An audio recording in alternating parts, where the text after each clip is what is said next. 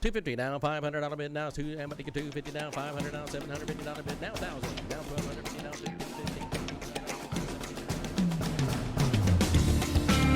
$250. And greetings. Welcome to the latest edition of the Mike McGavel Jones Show, live from Dallas, Texas at Lincoln Center, right off of the LBJ Freeway and the North Dallas Tollway. And welcome to another edition of our show.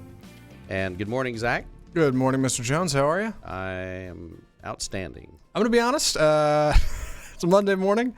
My camera footage makes it look like I'm sitting on the surface of the sun, so I don't think you can see it in the studio. But when you watch this back, you'll get a laugh. It's good. It's a good time. Yeah. Very hot in here. It is. It is a bit warm. Yeah. It's a bit warm. How was your weekend? What were you up to? Well, you know, we did our normal Texans can auction, sold a couple hundred cars, and let me tell you, the weather was unbelievable. I mean, I've never seen that much rain at one. Well, not ever, but certainly in Dallas, you don't see rain like that. I mean, it was as they say, a gully washer, and you know, we had a full house, so that was nice. But it was kind of weird having that much rain, looking out the door and just seeing a small river running through. And so that was an exciting thing. And then pretty much I just hung out this weekend because it'd been a busy week. So did a little work from home and just kind of took it easy. Watched the Cowboys lose and the Green Bay Packers win. In a word, the Cowboys lose. I don't know if you want to talk about this in the podcast, but I saw you were in D.C. at one point, right? When was that? Yeah, I traveled to D.C. on Wednesday, and we had a reception. It was the National Auctioneers Association Day on the Hill, and so we had a reception with two of our congressmen. Billy Long from Springfield, Missouri, who's an auctioneer and in our Auctioneer Hall of Fame, and then Jeff Duncan from South Carolina. So he's an auctioneer as well, and I've known Jeff for a long time. So they had a reception for us. We had probably 100 auctioneers, plus or minus, and it was our day to hit the Capitol and visit with the various House members and senators, and that was on Wednesday, and then Thursday we actually hit the halls and. You know, I mean, I was going to a lot of different ones because I wasn't just going to Texas. You know, I did go to Kenny Marchant's office, and that's my representative here in Dallas. And then I had a chance to visit with Senator Cornyn, our senior senator from Texas. Oh, wow. He, of course, was front and center during the judicial hearing to approve the new justice. And that was kind of crazy because we met and we had a couple of things we wanted to talk about, which I met John before. And so the senator was gracious enough to pop out of the hearings, which is, you know, says a lot, the fact that he would do that for a couple of constituents. And so he came out, we did a photograph and shared some things. And then he went right back in and then went head to head against Cory Booker, which was pretty.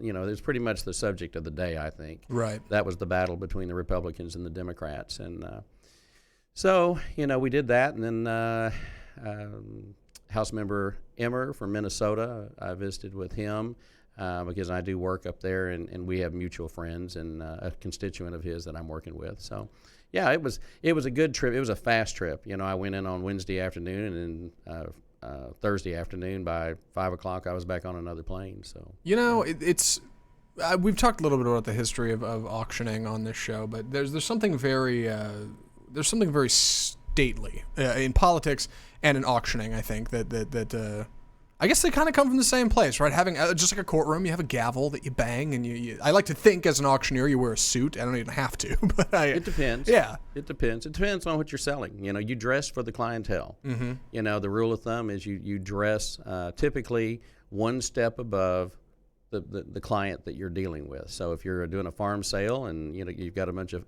farmers or ranchers, then you're going to look appropriate for that group of people, but at the same time, you're going to have starched jeans or Dockers, and you know you're going to have a pressed shirt, and you'll normally have a Western hat, boots, but you'll look the part. And then, of course, I do a lot of real estate and fundraising events, and so when you're doing real estate and fundraising, and then we're going to dress appropriately. And you know, my normal attire is kind of what I'm wearing now. You know.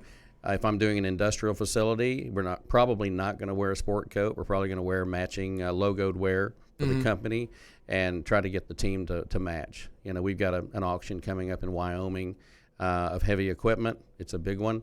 It's probably $10 million worth of heavy equipment. I'll be the auctioneer. And it's a new company that's just starting. It's a friend of mine, and he's asked me to be the auctioneer and oversee it. And so they've already told us to get them the sizes that they need so they can order the appropriate ware. So it's about look and feel. As far as the gavel goes, I think there is a respect that is given to a judge on the bench or the auctioneer in the block, so to speak. And so the decision is final. And I also believe that, especially in those circumstances, if you want to be looked at as a professional, then you need to act professional, look professional, and then wield the power. Mm-hmm. And that's really kind of what it is. It's wielding the control of the room and the people that you're dealing with. Well, it can't be easy to learn how to control a room like that. Some people can, some people can't. And I'm curious to think, with a couple weeks to go up until, I think, the kickoff of the next Auction Academy, right? Am I getting that wrong? Yeah. This is pretty much what we're going to talk about during this podcast. Is going to be America's Auction Academy, a little bit of the history, and also what we're going to be doing in the class. It starts September the 21st through the 28th. It's an 8-day course. Starts on a Friday, ends on a Friday. It's traditionally this time of year that we do this particular class. It's going to usually be around September. So yeah, it's coming up pretty quick. So we're less than 2 weeks away, and so we're finalizing our class roster, and we'll talk about that a little bit more. Well, this wasn't always America's Auction Academy. At one point, it was Texas Auction Academy. And how long have you been doing this? Walk me back a little bit. Okay, so the way this happened, in 1991, I was at the National Auctioneers Association Conference and Show, which at that time was called convention. It wasn't conference and show. It was a convention. Had been the convention since, way back. And, due to circumstances and friends and connections here in Texas, we just started talking about maybe starting an auction school. It seemed like every week, Zach, somebody was calling my office saying, "Where can I go to auction school?" And I had gone to auction school in Missouri, and the thing about it, it made no sense for me to send people to Missouri when one of the largest states in the union had some of the greatest auctioneers. Plus, with the connections that we had with the National Auctioneer Association, we had friends in the business from other states. So we knew we could bring in instructors from neighboring states like Oklahoma and Arkansas and places like that. And so I came back from that conference and show, and that kind of started the process. And, we got approved in the spring of 92. And then we had our first class in June of 1992. And, it's funny because we only had, the first class we had 13 students. And 13 students for us was fine because we'd never conducted auction school before, so it was our first run. But we had 13 students. All of them were from Texas except for one. There was a young lady from Mississippi that was in the class. Fish out of water. Yeah, what's she doing here? And she was interesting. She was in the oil and gas business, and I don't even know how she found us, but she did. And so it was an interesting group of people. When you look at the history of the school, every class has character. And sure. Every class has, just like high school or anything else, or college or vocational school, everyone's got a story.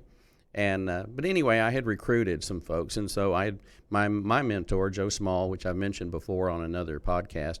He was the first one I went to, and we met at a restaurant called Barra Peretti near North Park across the street. It was an Italian restaurant, and he and I sat down, and I said, "Hey, what do you think about auction school? Would you be interested in being an instructor?" He said, "Yes." And I said, "Okay." So I got my first endorsement from one of the smartest guys that I knew. Yeah. And then I called Scott Swinson down in Austin, and Ronnie Garner in Waco, and Jack Ogle, who was at the time my father-in-law, and then B.L. Woolley from Little Rock, Arkansas, and Pat Long, who's a great auctioneer from Brady, Texas. And so that was the core group that were the instructors that started the school, and they all showed up the first day. We did a group picture, and So that was the kickoff, and now it's gone to what it is today. Well, that sounds diminutive, but what it is today is great. It's a great thing, right? I mean, you've been doing it for what, 26 years now, right? Coming up on 27. Mm-hmm. Yeah, we have. And so, and you mentioned the name. So I had always planned to consider changing the name to something larger. You know, there was already some other big names, and we knew we love Texas. I mean, don't get me wrong. I'm a born and raised Texan and born and bred, and would fight at the Alamo if they gave me something to do it with. But the bottom line is we have become over 7 years a national and international school. So unlike the way it was when it was 13 and 12 and 1 as far as our ratio to out of state people, now it's about 50%, 60% out of state and out of country, and then the balance being Texas. So that ratio has changed, and now we've gone from normally 35 to 40 students. We've had as many as 45. We prefer to keep it under 40 just because of the ability to spend more time with the students and work with them one-on-one.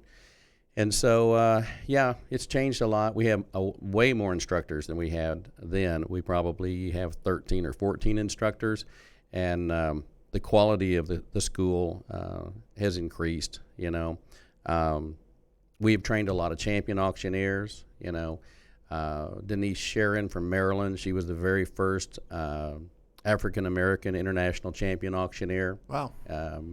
Which was an amazing thing to see. Wendy Lambert from here in the Dallas-Fort Worth area won the championship. And then Barrett Bray, who is the 2018-19 champion. That name rings a bell. Yeah. So he is he's our new champion, and we've also added him as an instructor to the school. So he'll be here for our next class on the 21st. He won't be here on the 21st, but the week of the 21st through the 28th. So we're excited about adding him to the mix. For those of us that don't know, it's not quite like a horse race. What makes an auctioneer a champion versus not a champion? What is that? What is that quality? Is there a contest? Is there how do you? Well, there's multiple contests. When I say multiple, I don't mean there's a lot of prestigious contests, but there are a limited number. The International Auctioneer Championship is really considered the premier championship for the industry because it is the National Auctioneers Association sponsored contest. The LMA, the Livestock Marketing Association, for cattle, you have to qualify through your sale barn to participate in that one. Usually they sponsor you, I believe. And then the car auctioneers, they have a specific championship, the World Auto Auction Championship, which I've actually judged that contest. And so as far as the World Auto Auction Champions, we've trained two of those folks, actually three. Craig Meyer, who won the championship in Denver, and I just happened to be in Denver doing a St. Jude auction and got to be there to see him win. He came in 1998. We actually have two World Auto Auction champions that came out of our school in 1998, which is kind of odd. Trey Galloway from down at Belton, Texas, he was a World Auto Auction champion, and then Craig and his wife, Angie, who is an accomplished auctioneer, they won the team championship together. So we have that group there, and then we've trained a lot of state champions and just a lot of folks. There's a championship coming up here in Fort Worth in the next couple of weeks, as a matter of fact, called the Lone Star Auctioneer Championship, and we actually are a sponsor for that contest, and so we'll have a booth and we'll be supporting that. We were a sponsor last year as well, and so we're excited to participate again, and that was kind of created by the Texas Auctioneers Association. Yeah, I wanted to ask about your kind of the school's like give and take, because it seems like an individual like you, it seems like you would be judging these things. It seems like you would get to know the people in these organizations, the World Car, the International. How's that gone down over time? Well, slowly shake hands and get to know people. Well, I think the interesting thing is this, and this also helped build the school. I mean, in my career, by winning the international championship in 1998 in Oklahoma City, that kind of propelled me into the light. Okay, and so then because most of your states, almost all of them at that time, had an annual convention. Yeah, and so they were looking for speakers. The NAA would promote that, and I was asked to speak, I think, at 18 16 or 18 state conventions between 98 and 99. A lot of states. It's a lot of your time. Yeah. And it takes you away from your work. But my staff knew, and I told them, I said, you guys are going to have to hold down the fort.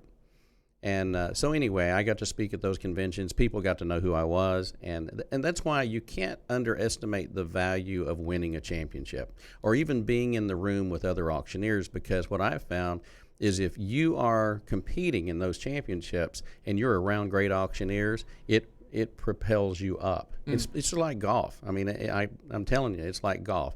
If you play with good golfers, you're going to become a better golfer. Whether you ever become a great golfer or not, that's to be seen. But the fact is you had that opportunity because you're around people that play well. And it's like any other sport. You play better tennis players, you're going to be a better tennis player. And so anyway, by being in those contests, it took me 8 years to win the contest. Some people come in and win it the first year. And Barrett is a perfect example. Barrett had never been in a contest, and we'll talk about him another day, but bottom line is he came out of nowhere and just blew the people away. And these are super accomplished auctioneers. These are people who do auctions every week. They have regular sales. They practice every day through working, so it's interesting to see how people do. And it also, by being at all those states, that allowed me the opportunity to run for a directorship in the National Auctioneer Association. And then after 2 or 3 years of that, then I ran for vice president. And next thing you know, I was president and past president and chair. And I really believe that all happened because of the International Auctioneer Championship, because it gives you that exposure that you need. And because I was a first-generation auctioneer. And when you're a first generation, it's not like your dad was before and everybody knew him. And so, it's a little bit different. And so, it's kind of what you make out of it. And I also believe you have to be there.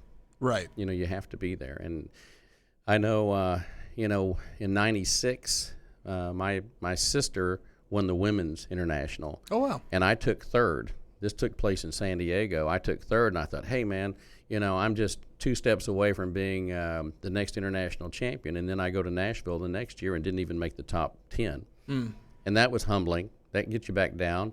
And then, you have to decide if you've got the strength to say, well, I'm going to try it again after a disappointment. And then the next year I won. So you just and we've got a friend of ours, Butch Booker, from up in Washington State. And he's got more trophies than anybody from the IAC. He's probably got 16 trophies. And, he could have quit any time and said, you know what, it's not worth it. But he knew it was going to be worth it. And so he finally did win the championship. And he's a great auctioneer and probably should have won it before it took that long. But the reality is it's different every year. You have different judges every year. Judges perceive you differently, and you just have to work it.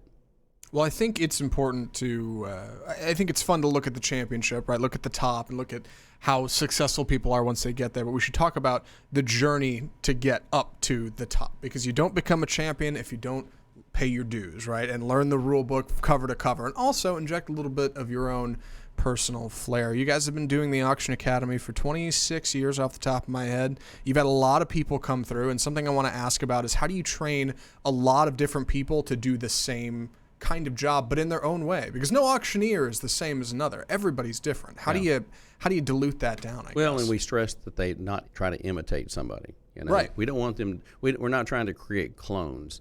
The chant is and the chant is what we call it. It's the bid call. Mm-hmm. And I don't know if you saw this on the news, but on CBS Morning News and maybe on some of the other broadcasts, Congressman Long was being heckled during the hearings. And there was a woman in the back of the room, and she had her cell phone held up in the air, and she was screaming and yelling. And as they do. As they do, and which they've been doing a lot last week. Yeah. And Billy said, I can't hear her. And whether he could hear her or not, it was his time on the clock to talk to the candidate. And so he just went into a live auction chant. And it was a stunning moment. And it was referenced that he was an auctioneer and had been an auctioneer previously, but Billy kind of shut him down. He's got a big personality. He's not afraid to take somebody on, And what's interesting with auction school is we get a total variety of individuals. We get people I've had people show up that have never been to an auction. I've got people that go to an auction every week, gone to their cattle sales every week with their grandfather, gone to antique sales, and some have actually been auctioneers. I mean, we've had auctioneers who have had a career for various reasons. Maybe they want to work on their chant. We had someone from Ireland in the last class. He was an auctioneer.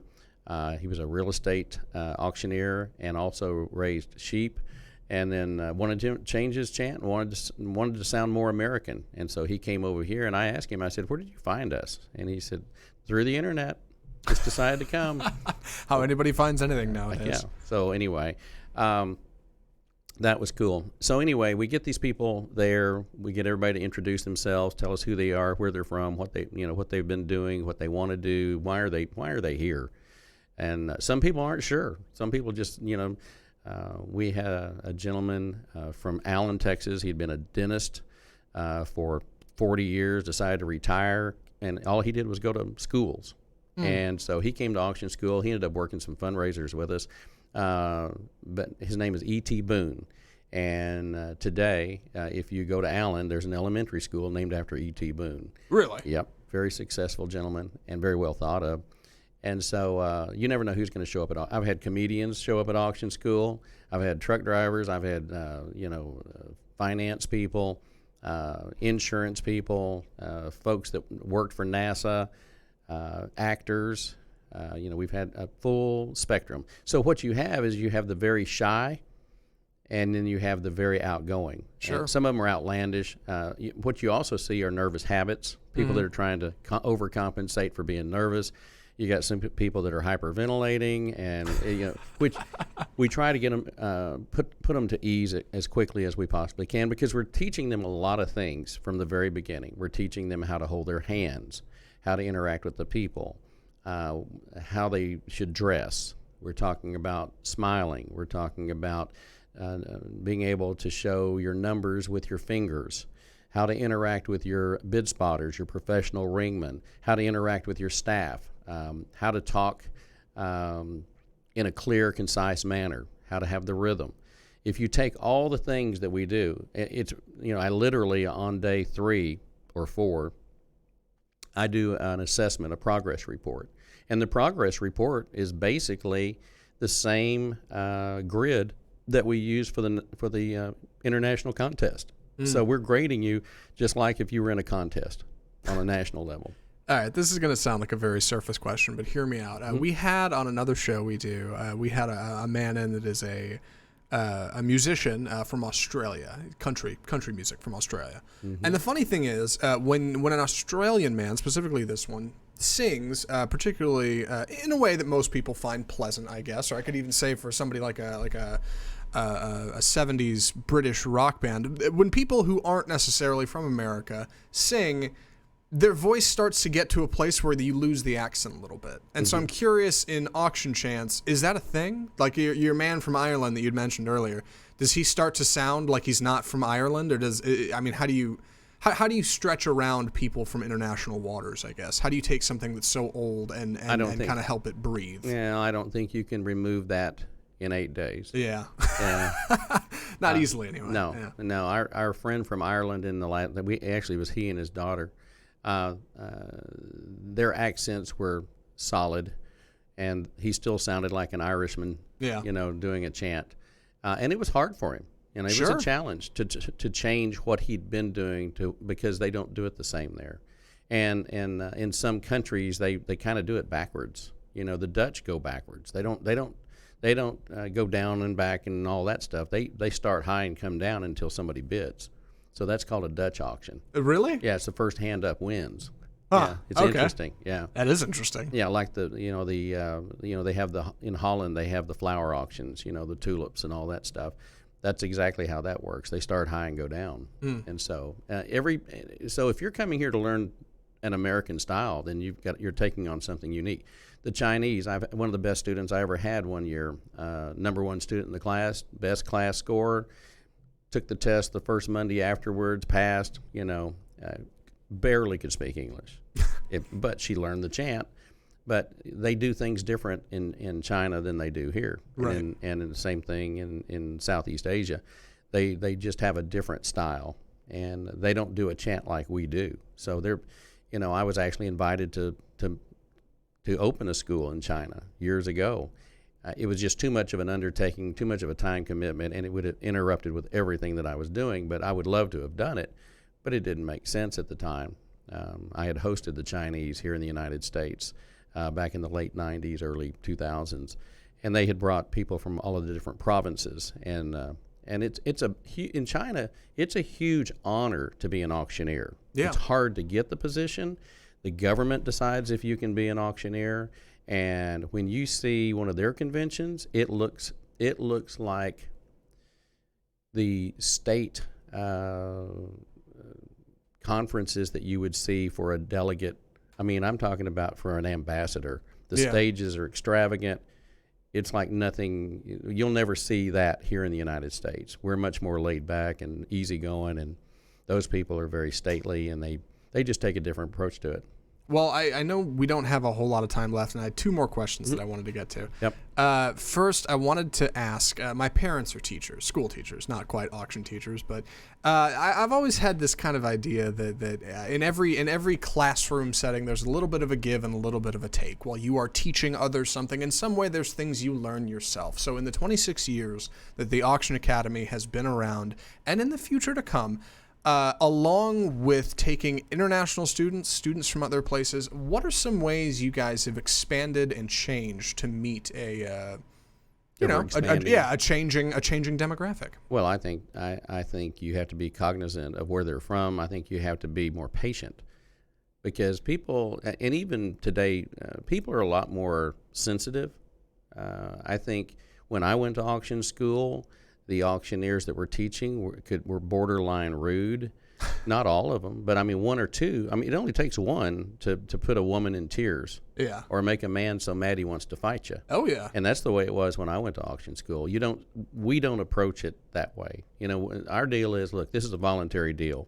If now I'm going to be very honest with them. I'm not going to. That's how you teach. I'm not going to puff them up to make them feel good. I'm going to say, look, I'm here to make you good. I'm not here to make you feel good. I'm here to make you good. And so I expect people to be serious, and sometimes with some of the younger people coming out of high school and college, they're kind of goofy. Well, they think they're invincible, because they're young, yeah. and so they'll be kind of silly, because that's an easy way to cover up being nervous. I understand that, especially if they come with a friend. You get 2 or 3 friends together, and they're there to have a good time, no matter what they're doing. But I think the big thing is patience, and I think you just have to give them their due, and have to pay better attention to the foreigners. When you've got somebody from South Africa in here, they have certain terminologies, and sometimes it takes them a little bit longer to grip what we're doing. You can lose things in translation. Let me tell you, when we have the people from Nigeria and Africa in here, and we seem to have at least 1 or 2 in every class now, it is challenging, even to understand some of their words.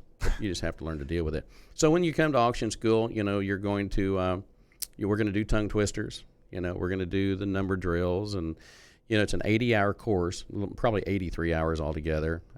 We're going to teach them a little bit about every type of auction that's out there, and it ranges from equine and horse sales to antique sales to farm equipment sales to real estate sales, automobiles.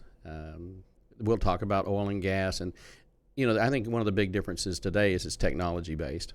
So much of what we do requires computers and software, and more assets than what it took when I got in the auction business. When I got in the auction business, you had a speaker system, you had a solar calculator, and some clerking sheets, and pen and paper, and and a clerking box, and that was pretty much it. Your total investment was under $500, or surely under $1,000 to get started. Kids these not like days. that anymore. Well, I wanted to ask, you did bring in one thing I want to make sure we get to before the end of the show, because we've only got a few minutes left. Okay. Let's talk about this for a minute. What is this you've brought in?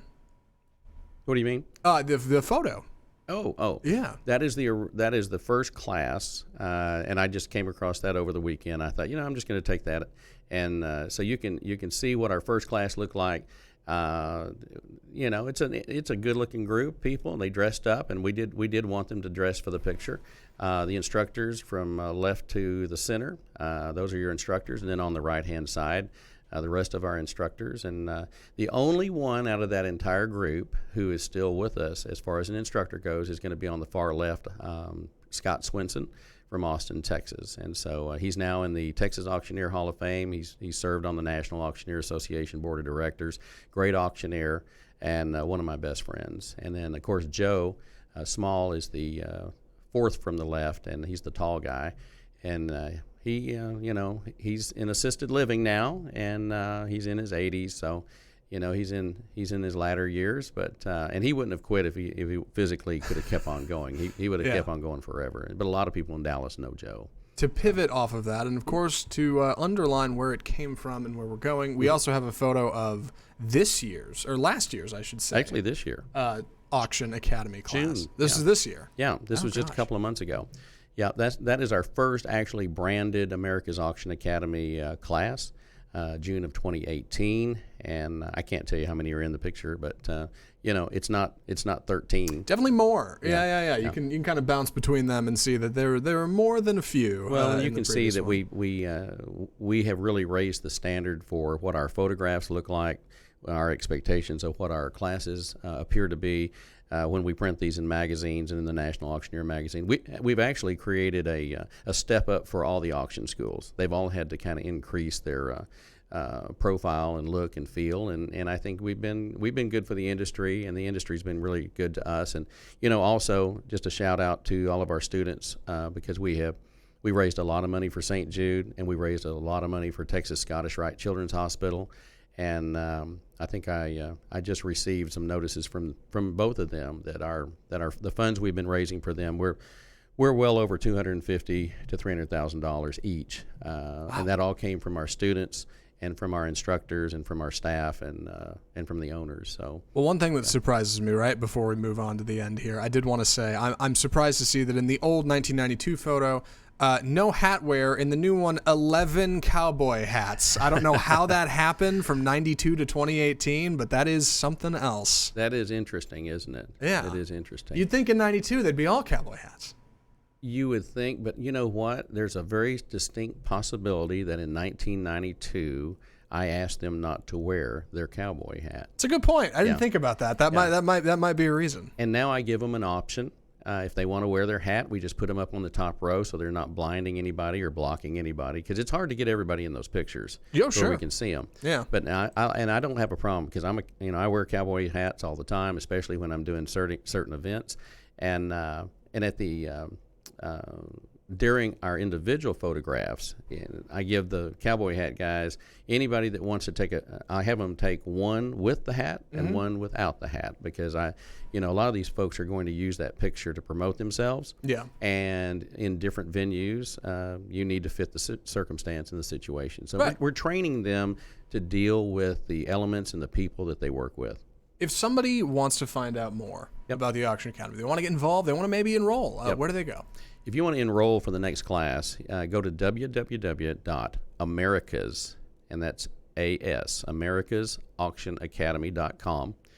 You can also leave a message in our office at 972-387-4200. And if someone has a specific question and they need to speak to me directly, I don't have a problem taking a call. But all the information you're really looking for is on the website. But if they decide they want to give me a personal call, it's 214-906-5265. I'll be happy to answer the question.